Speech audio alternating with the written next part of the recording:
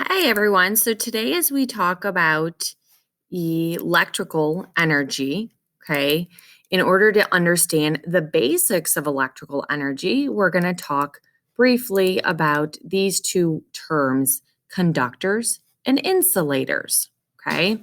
So in the science world, sometimes we want conductors and sometimes we want the opposite. It's called an insulator, okay? So we're going to talk about a conductor first.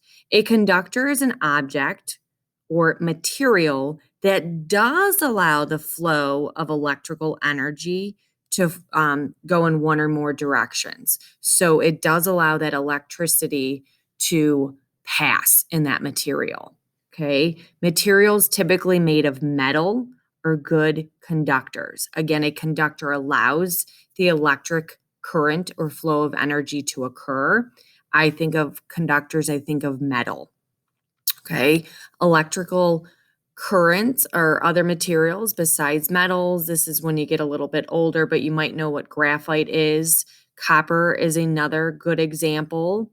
Gold, aluminum, silver are also good conductors. So right now you need to know a conductor does allow energy to flow. Think of metals, specifically copper, silver, gold, aluminum. Okay, and the opposite is called an insulator. Okay, think about when you wear your jacket. Okay, it's keeping you warm. In the science world, it's insulating. Okay, it's keeping you warm. That heat trapped in from your jacket is helping the insulation.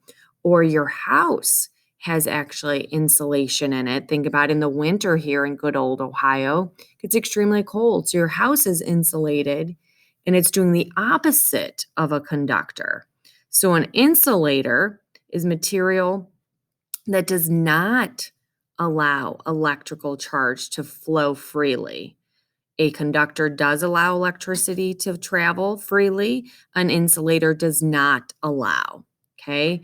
So in the electrical world, the electric current will flow not easily at all. Okay. Some examples down here at the bottom where my mouse is, some good insulators are wood, plastic, rubber, wool, paper, wax, glass. And here are some common examples. Okay, so kind of examine this slide. You might want to pause it and kind of study it. Okay, good conductors. Conductor does allow the electric current to flow. Okay, some examples: metals, silver, gold, copper, steel, and seawater fits in that category as well. Insulators does not allow the electricity to flow easily.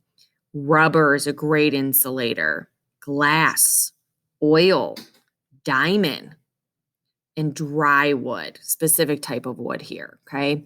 So I'm going to talk about if you've ever had someone come over your house and kind of work with your electricity, whether it's lighting, you might notice or think about if you see the illuminating company outside as they're working with wires and electricity, they don't want to get electrocuted. So you might want to pay attention what they're wearing. Typically, they're wearing rubber boots. They're not having their toes stick out and wearing flip-flops. Okay. That is because rubber is an insulator.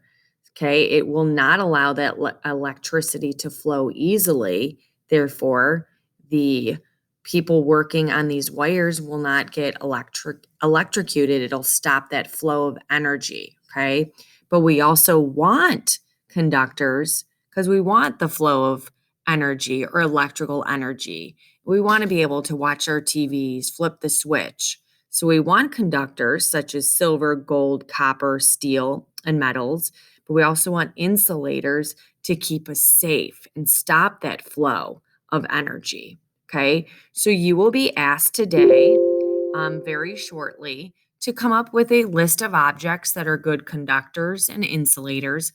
Please be specific and don't just name the material, but be more specific, like a rubber tire, okay, a quarter because it's made of metal. Okay, so be specific. Don't just name the material as you are coming up with your list.